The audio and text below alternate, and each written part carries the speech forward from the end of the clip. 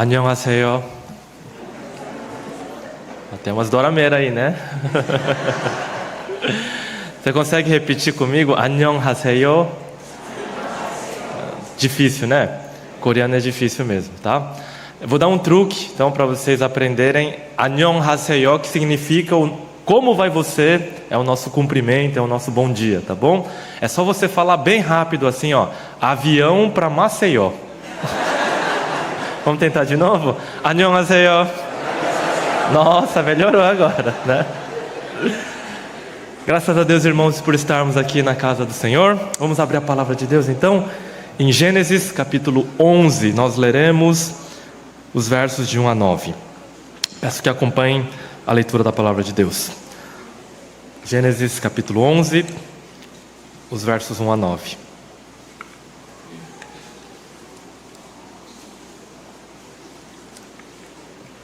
Ora, em toda a terra havia apenas uma linguagem e uma só maneira de falar. E sucedeu que, partindo eles do Oriente, deram com uma planície na terra de Sinar, e habitaram ali. E disseram uns aos outros: vinde, façamos tijolos e queimê-los bem. Os tijolos serviram-lhes de pedra e o betume de argamassa. Disseram: vinde, edifiquemos para nós uma cidade e uma torre, cujo tope chegue até aos céus, e tornemos célebres o nosso nome, para que não sejamos espalhados por toda a terra. Então desceu o Senhor para ver a cidade e a torre que os filhos dos homens edificavam. E o Senhor disse: eis que o povo é um, e todos têm a mesma linguagem. Isto é apenas o começo. Agora não haverá restrição para tudo o que intentam fazer. Vinde, desçamos e confundamos ali a sua linguagem, para que não entenda a linguagem de outro. Destarte o Senhor os dispersou dali, pela superfície da terra, e cessaram de edificar a cidade. Chamou-se isso o nome de Babel, porque ali o Senhor confundiu a linguagem de toda a terra, e dali o Senhor os dispersou por toda a superfície da terra. Amém. Amém. Vamos orar mais uma vez, meus irmãos. Senhor, nós estamos aqui reunidos na Tua casa, diante da Tua palavra que foi aberta e lida. Ó Deus, que possamos ouvir agora a exposição da mesma, em nome de Jesus. Amém. Quando nós vimos ontem, né, aqueles que estiveram aqui, que toda a criação, todo esse universo foi criado para a sua glória, nós dissemos que a adoração é a essência mais importante e o propósito da criação. Nós presbiterianos, né, temos a glória de Deus. O sol lhe deu glória como o aspecto mais importante. Só lhe deu glória, só lhe deu glória. Tudo que fazemos é para a glória de Deus. Se você faz aquele bolo de tapioca maravilhoso, é para a glória de Deus. Se você faz o seu trabalho com exímio excelência para o Senhor, é para a glória de Deus. Se você é um missionário, se você é um pastor, se você é um professor de escola dominical, se você é liderança da igreja, tudo é para a glória de Deus. Se os filhos obedecem bem aos pais, sabiam, crianças, que quando vocês compartilham o seu brinquedo com a amiga, com o amiguinho, e obedecem bem aos pais, vocês estão glorificando a Deus, né?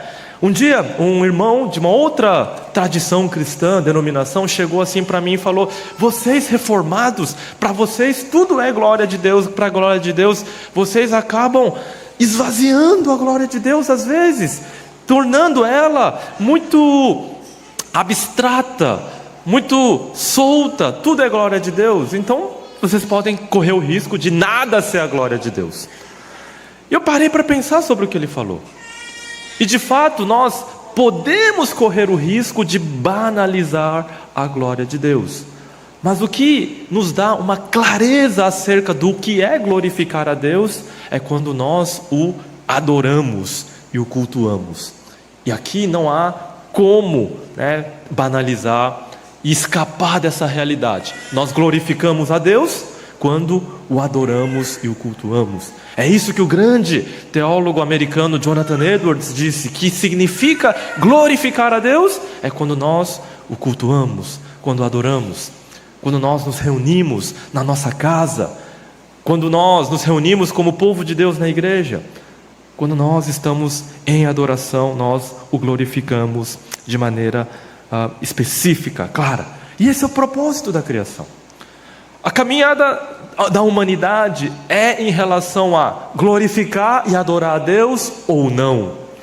Os dois irmãos, Caim e Abel, eles então estão lutando para ver quem vai dar e entregar a Deus a melhor adoração, e o adorador é morto.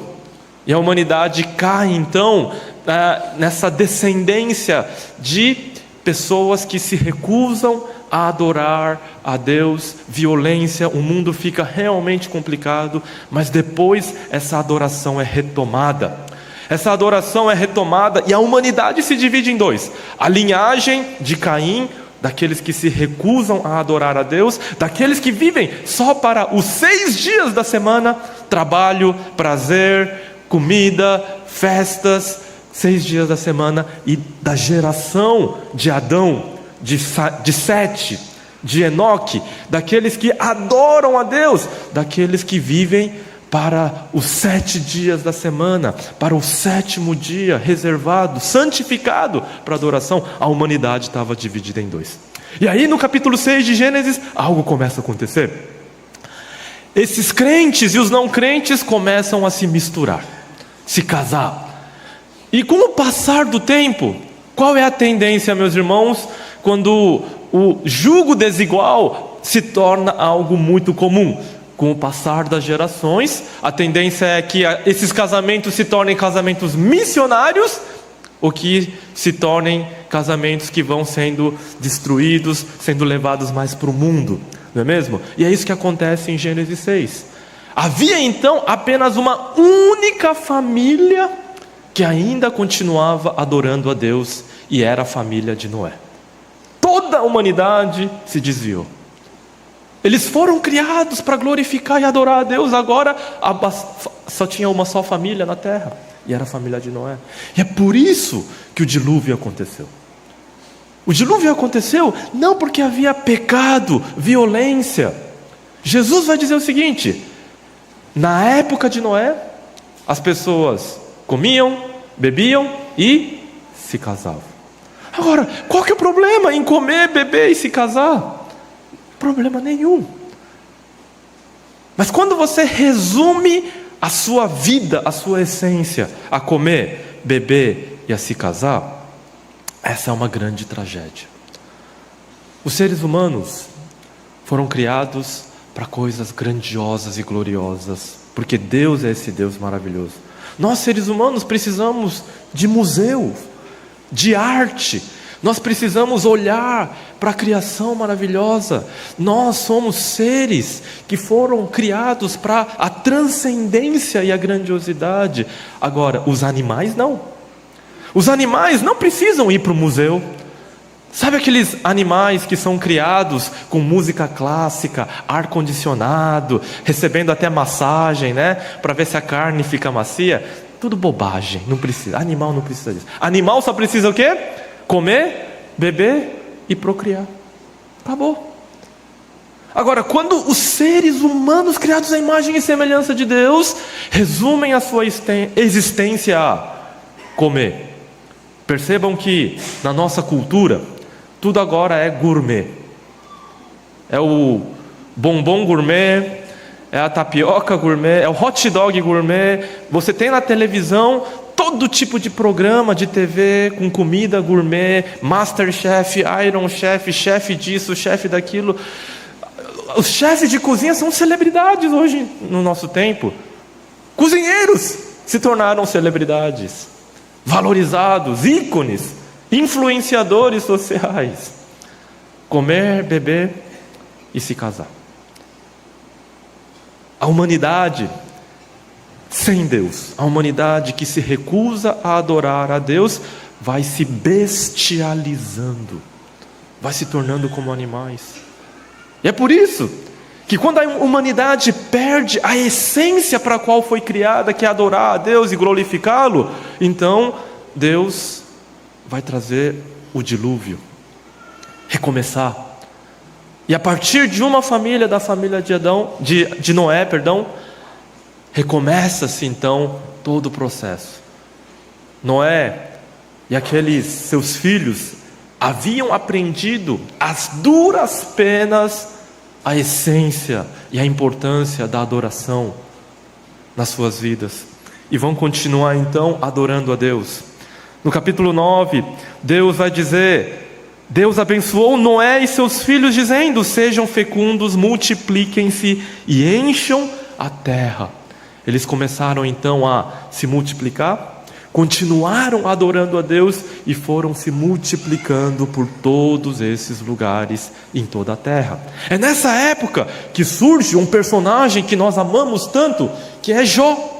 Jó aparece nesse período da história como um dos descendentes de Noé que continuava adorando a Deus. É nessa época que também está uma personagem misteriosa, Melquisedeque, um sacerdote do Deus Altíssimo, que estava ali adorando ao Senhor, antes de Abraão, o primeiro judeu, aparecer.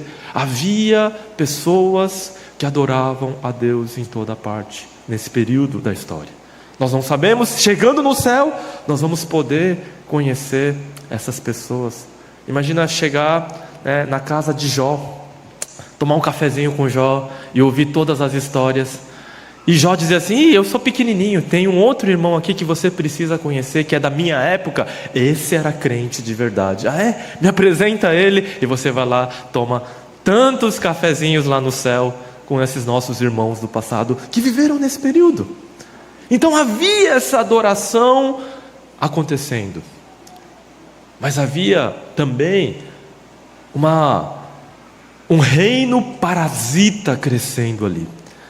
Era o reino de Cã. Ele, que é também um desses descendentes, a sua geração amaldiçoada passa a procurar maneiras de deixar de adorar a Deus, de quebrar para eles esse jugo, essas algemas que para eles era servir a Deus. Eles queriam a liberdade, que na verdade era libertinagem. Então vão se juntar para esse projeto da construção da Torre de Babel. A grande pergunta que eles fazem é, no versículo 4: como eles vão tornar o nome deles célebre, e como eles não serão espalhados por toda a terra? Essa é a motivação da construção da Torre de Babel. A Torre de Babel, na verdade, é uma grande torre que serve como o culto pagão à fertilidade. É a primeira forma do culto a Baal que estava surgindo. O deus Baal e a deusa Astarote representavam no mundo antigo esses deuses da fertilidade que trariam campos férteis, animais e riquezas para a terra. E antes de Babel receber esse nome, a Torre de Babel vai ser a primeira forma desse tipo de adoração que vai começar a surgir. Em outras palavras, meus irmãos, é a teologia da prosperidade que estava tomando forma aqui pela primeira vez. Eles não queriam obediência a Deus, eles não queriam adorar a Deus, eles não queriam um relacionamento com Deus, eles queriam uma fórmula mágica para poder manipular os poderes espirituais para trazerem para eles riquezas, sucesso e poder. Sem relacionamento, sem obediência, sem submissão, mas apenas ter as coisas, a fertilidade que os deuses trariam para eles. Então, ao subir essa torre o mais alto possível, usando essa nova tecnologia de tijolos e betume, eles rapidamente conseguiriam construir essa torre altíssima. E quanto mais alta a torre, ela atrairia mais e mais pessoas para viver ao redor dela, porque na mentalidade deles era o seguinte: isso aqui funcionava como uma antena de repetidor de sinal de celular. Quem mora perto de uma antena de celular vai ter o seu sinal, né, de celular sempre forte, a internet vai estar rápida, quanto mais perto. E essa era a ideia deles: quanto mais perto da torre, essa torre vai captar a energia vital dos deuses da fertilidade e vai distribuir para quem está morando ao redor. E quanto mais perto da torre, mais rico, mais abençoado, mais fértil seria. Então essa era a mentalidade. E nas escavações arqueológicas no mundo antigo, sempre vai ter uma torre e a cidade crescendo ao redor dessa torre, muito parecida com os santuários católicos no interior do Brasil, onde você tem esse lugar abençoado, que iria abençoar por reflexo os seus moradores, né? Mero misticismo. E dessa forma essa torre estava sendo levantada. Mas essa torre e esse aspecto religioso não era só isso. Veja aqui no capítulo 11, ainda no versículo 7, eles vão dizer assim, versículo 6: E o Senhor disse: Eis que o povo é um, e todos têm a mesma linguagem. Isto é apenas o começo, agora não haverá restrição para tudo o que intentam fazer. Sabia que há mais unidade entre bandidos do que na igreja? Você vai lá nas organizações criminosas e há essa unidade, essa hierarquia. E eles são um, como aqui era o povo, nesse projeto maléfico de desafiar a Deus, e eles eram um. E essa unidade vai ser algo perigosíssimo, porque o próprio Deus está dizendo: não haverá limites para tudo o que eles intentam fazer. Estava nascendo aqui o primeiro grande império da terra. E é muito simbólico o nome Babel. A raiz da palavra Babel é a mesma palavra Babilônia. A localização da Torre de Babel fica na terra de Sinar. E é nessa planície, na terra de Sinar, que também ficava a Babilônia. Lá nessa planície é que Nabucodonosor construiu aquela estátua gigantesca e exigiu que todos os moradores e conquistados de todas as nações se curvassem, caso contrário seriam jogados na fornalha de fogo ardente. E essa origem da Babilônia, esse grande império estava começando a surgir aqui. O que Deus iria fazer em relação a isso? E essa era uma ameaça muito, muito clara ao quê? A glória de Deus e a adoração. A adoração estava acontecendo. Os descendentes de Noé continuavam a servir a Deus, a adorar a Deus. Havia temor do Senhor, haviam sacrifícios sendo oferecidos a Deus. Mas agora, quando Babel fosse terminada de construir, que tipo de gente iria ser atraída para esse grandioso império, onde eles prometiam riqueza, poder, sucesso, tudo o que eles quisessem fazer e ser, todos os seus sonhos realizados? Que tipo de gente iria atrair a Torre de Babel? Ia ser como Brasília, não é mesmo? Ia ser como Washington, não é mesmo? Pessoas sem escrúpulos, ambiciosos, sendo atraídos para esse de poder, de dominação. Isso representava uma grande ameaça, porque uma vez esse império construído, iria partir para subjugar conquistar e dominar e impor a sua cultura, a sua religião pagã para todas as pessoas que viviam na terra naquela época. Essa era a ameaça. E esse é um poder gravíssimo. Talvez o espírito de Babel continua firme e forte até hoje. O espírito de Babel, ela evoluiu para a Babilônia, ela evoluiu para Roma, e hoje ela está ativa e presente. E hoje ela representa a maior ameaça para a adoração e a glória de Deus nos nossos dias, inclusive. No capítulo 18 de Apocalipse, aparece uma grande meretriz vendedora de artigos de luxo. E essa meretriz é chamada de Babilônia.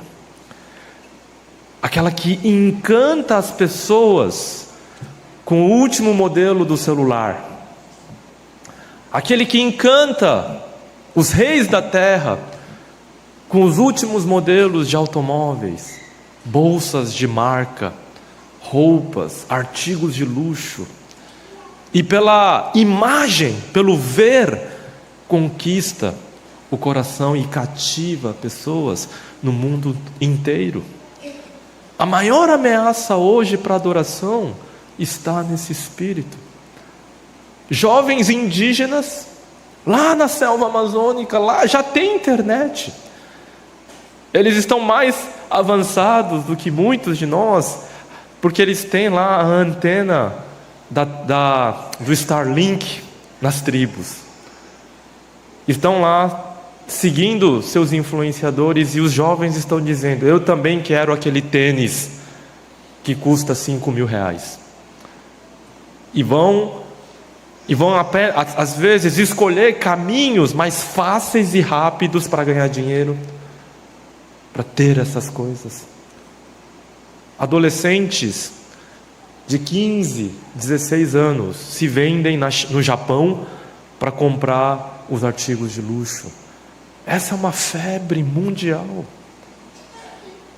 Jovens nas nossas igrejas estão escolhendo o caminho maior em vez do caminho estreito, da porta maior, gloriosa dos shoppings, dos artigos de luxo.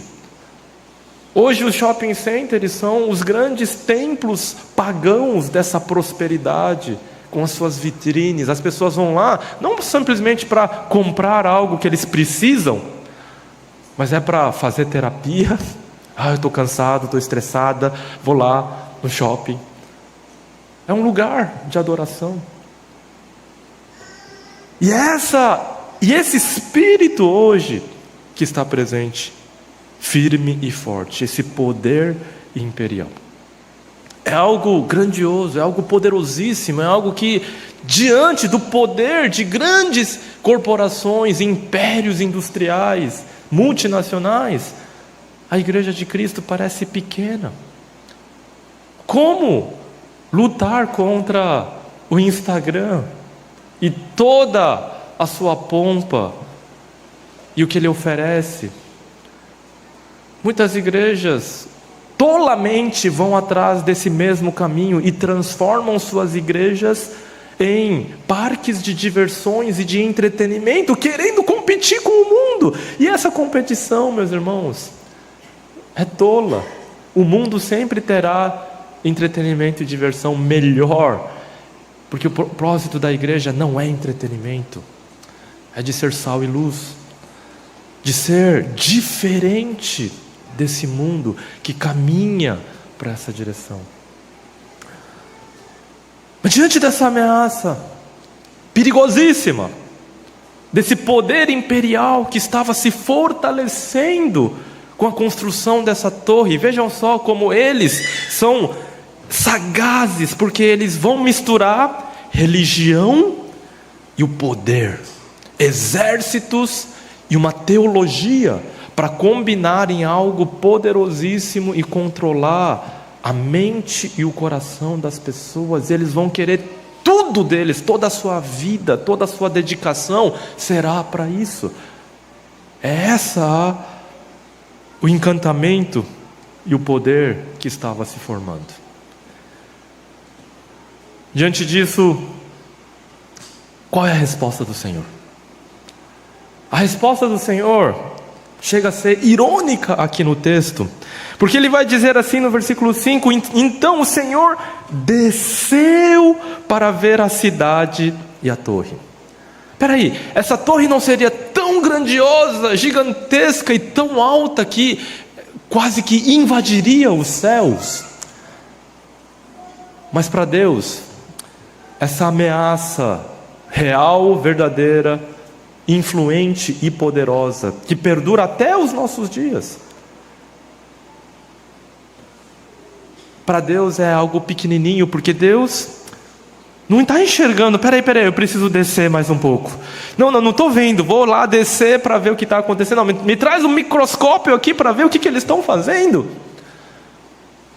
Porque apesar de ser algo ameaçador, assustador e altamente eficaz, para Deus, todo plano diabólico, satânico, das mentes mais brilhantes, do líder mais carismático,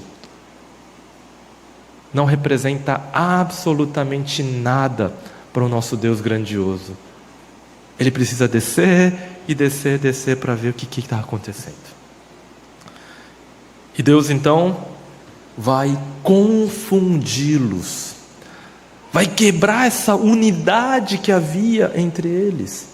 Há ali uma grande confusão, e ali há uma disputa de poder, de entendimento, e eles começam a se confundir, brigar entre si, e não há mais solução. As facções estão brigando entre elas.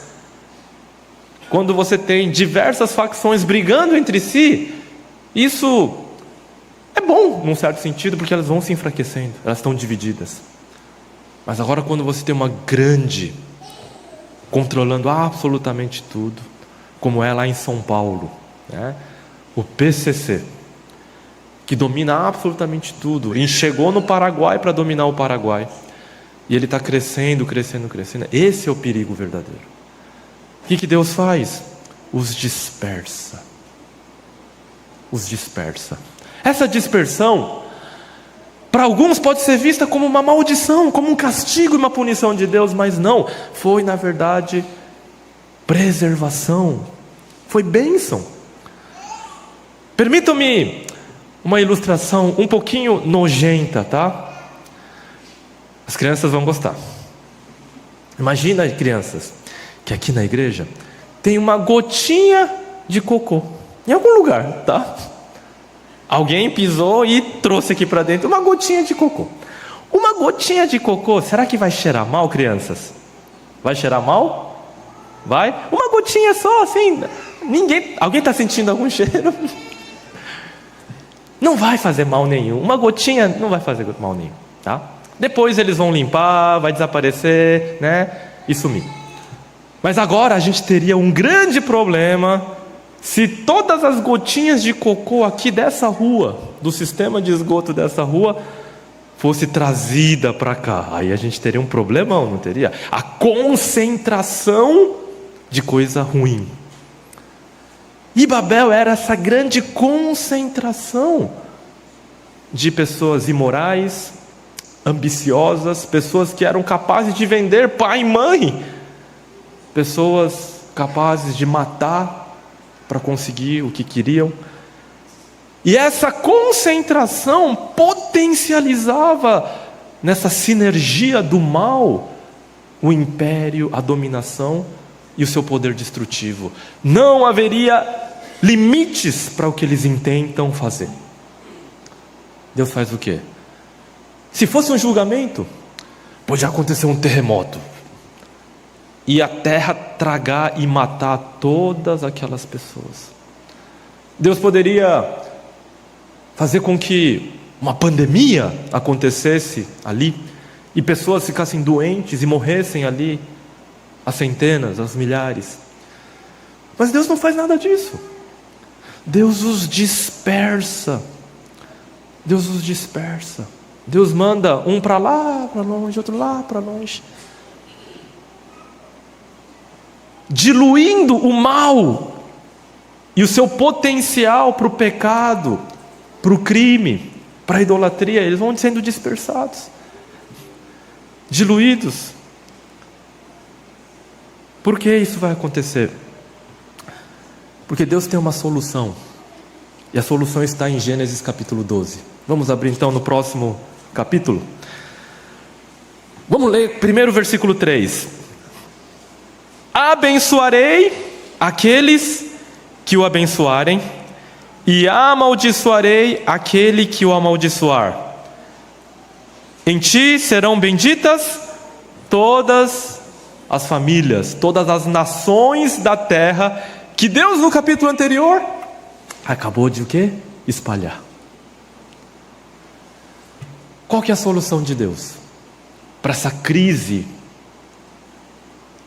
Qual que é a solução de Deus para algo que parece tudo perdido novamente? A humanidade iria se desviar novamente, como na época de Adão, e deixar de adorar a Deus.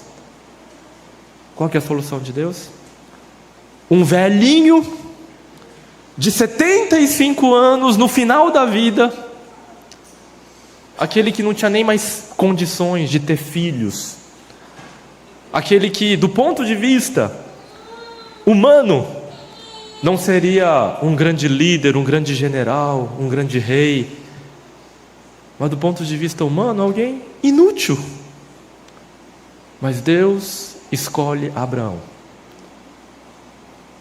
para ser a resposta e a solução para essa ameaça que estava surgindo.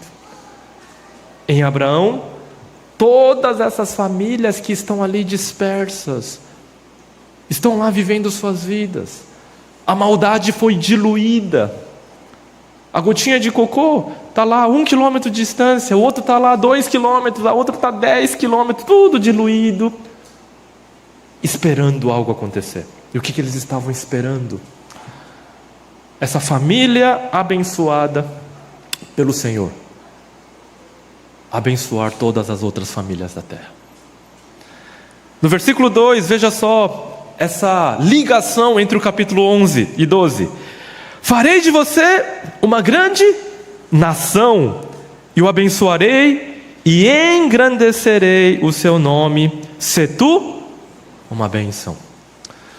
Se eles eram um grande império e queriam tornar o seu nome célebre, engrandecer o seu próprio nome, o contrário vai acontecer com Abraão. Deus queria engrandecer o nome de Abraão e tornaria ele uma grande nação. Olha a diferença entre império e uma grande nação. Qual que é a diferença entre império e grande nação? O império, ele vai para dominar, subjugar, conquistar, sugar, e vai com aquele senso de superioridade: nós somos melhores, e vamos impor a nossa cultura, religião, o nosso modo de vida, e sugar de vocês, escravizá-los. Mas o que é uma grande nação?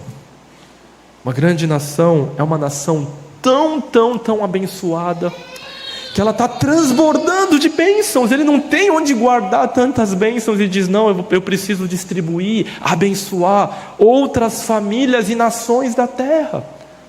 Eu preciso levar isso a outros lugares e distribuir, senão não será bom que fique só ali enterrado na terra. É necessário abençoar e levar como essa grande nação abençoadora. Na história nós tivemos isso. A Inglaterra, ela foi tão abençoada por Deus. Ela começou como um império, dominando várias das suas colônias. E durante 200 anos a Inglaterra era um império, conquistando com seus exércitos, sugando as riquezas das nações. Mas essa nação imperial um dia começa a se transformar.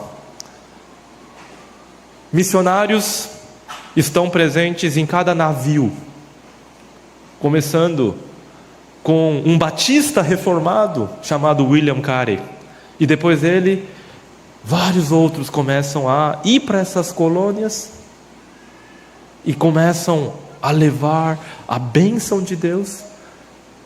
E 100 anos depois do trabalho missionário,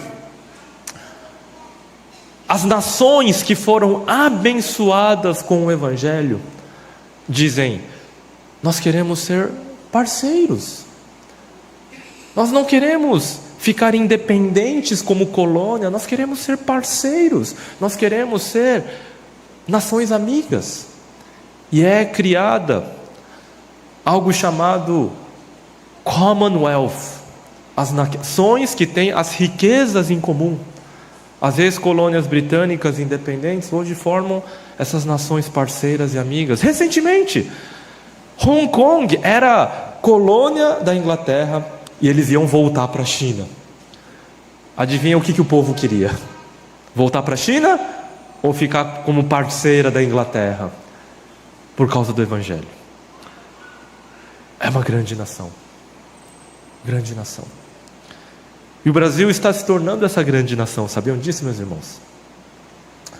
O Brasil é o segundo país no mundo que envia mais missionários para outros países e outras culturas. Hoje já é realidade. Nós não somos o último. Nós não somos o 50º país. Nós não somos o 10º, nós somos o segundo país, logo atrás dos Estados Unidos, que mais abençoa nações, povos e famílias da terra no mundo atualmente. Esse ano vai ser colocada a pesquisa oficial no mês de outubro da Associação de Missões. E a Coreia do Sul, que era a segunda maior nação, já perdeu esse posto para o Brasil. E a pesquisa oficial vai ser lançada no mês de outubro. Isso é ser essa família tão abençoada por Deus, transbordante de tantas e tantas bênçãos, para poder abençoar o quê? Todas as outras famílias da terra. A minha família, a sua família, precisa ser abençoada mais e mais. Os nossos filhos e os nossos netos precisam ser mais crentes do que nós somos, mais abençoados do que nós, mais transbordantes do que nós, para que possam ser bênção para todas as famílias que você tem contato, com o seu vizinho, com as pessoas do seu trabalho, da sua faculdade. Essa é a sua missão. Os missionários vão pegar o avião, viajar 20 horas, 30 horas, dependendo, e abençoar as famílias que eles encontrarem lá. Mas nós devemos abençoar, porque somos abençoados por esse Deus maravilhoso. Todas as famílias ao nosso redor. Qual que é a solução para a prosperidade, para as riquezas, para todas essas ambições tolas que o mundo está correndo atrás? É uma bênção ainda maior. Quando você diminui a bênção de Deus, a riquezas, a comida, a viagens, a essas coisas pequenininhas. Um pensador cristão colocou da seguinte maneira: imagina que tem crianças na favela brincando e se divertindo, fazendo bolo e biscoito de lama no meio da sujeira, e elas estão se divertindo. E alguém chega e diz: vocês querem passar um mês de férias na praia? E elas não sabem o que é praia, não têm noção do que é isso. E elas dizem: não, não, a gente está feliz aqui nesse lamaçal. Eu e vocês somos detentores desse convite. Você quer passar não só um mês na praia, mas a eternidade nas praias que Deus vai glorificar, nos lugares onde Deus vai trazer os novos céus e as nova terra, e ali você vai ser realmente feliz. A felicidade que você busca, você vai de fato encontrar em Cristo. É essa bênção que nós somos chamados a compartilhar, a espalhar por todo mundo. Não sejamos apequenados, nos contentemos com coisas pequenas como riqueza, glória temporária, com confortos temporários, quando nós temos essa eternidade diante de nós, uma bênção infinitamente maior, e nós somos tão abençoados, que podemos abençoar todas as famílias da terra. Vamos orar. Senhor, obrigado, ó Deus. Pedimos que o Senhor abra os nossos olhos para enxergarmos o tamanho da bênção que temos em Cristo Jesus, e que nós temos essa herança incorruptível, imensurável, Senhor, que a ferrugem, o ladrão não irá consumir, a inflação não irá consumir, as crises políticas não irão consumir. Nós temos essa herança eterna, essa bênção grandiosa que precisamos espalhar.